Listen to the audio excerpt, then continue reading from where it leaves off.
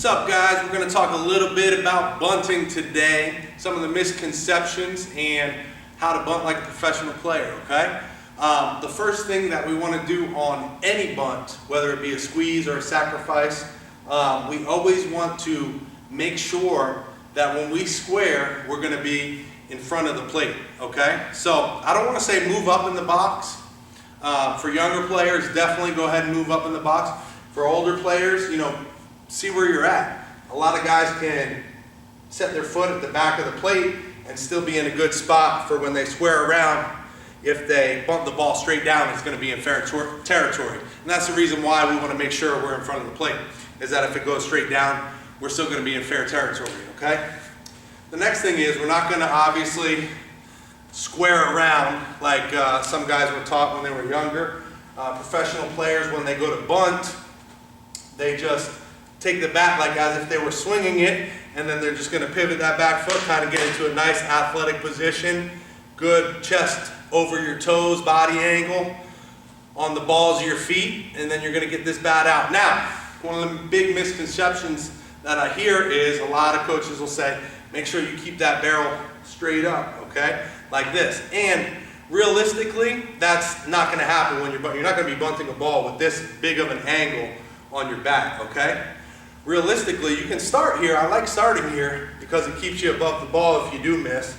But when you go to bunt it, you're going to level out a little bit, okay? You can see I still got a little bit of an angle, barrel above the handle, but I'm not very drastic here. Obviously, if it's a lower pitch, we're going to use our legs to go down and get it, but we're still going to be level when we're getting to that bunt, okay? Another thing is where you grip the bat at, okay? You want to be able to have it in a good balance point. So if you're here and you feel it here and that bat's rolling around, then you might need to go a little lower, a little higher. But you want to find that good balance point to where you could hold it with one hand and move it around. This is just your guide hand to where you want to go, okay, to help you get to where you want to go. If you're trying to bunt that ball to first base, you're just going to take the knob of your bat and angle it towards third slightly, okay? If you're trying to bunt the ball to third, you're going to take the barrel of your bat and angle it towards first a little bit. Again, in a good athletic position, chest over toes, starting here with the angle on the bat, but then getting to a more level position when you bunt that ball. Obviously, you're trying to bunt that ball down, not too hard. You're not stabbing at the ball, okay? You're going to let it get here and just have a nice little soft tap to it, okay? Another thing you want to think about when you're bunting is when you want to square, okay? If it's a sacrifice, I don't care who knows that you're bunting, right? You don't care if the pitcher knows, you don't care if the other coach knows, you don't care if the pitcher's mother knows that you're about to sacrifice bunt, right?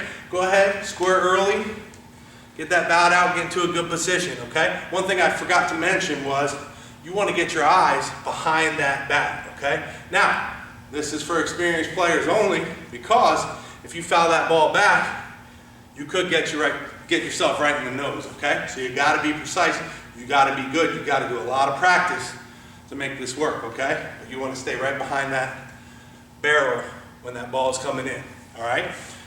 Now, if it's a squeeze, you don't want to show the bunt too early. So when's a good time to show the bunt when it's a squeeze? I say after the pitcher starts coming home, because if you got a runner on second, he can always do the inside move. So you don't want to go when he's coming up, because that's a good way for coaches or pitchers to find out if the guy is bunting. Then come up and go, inside move, oh, he squared the bunt, now we know what's coming. Or the team's got to switch it up now, okay? So wait for the pitcher to start coming home before you want to act like you're hitting, obviously. Wait till that pitcher starts coming home, boom, square it around, get into a good position, now you're ready to go, okay?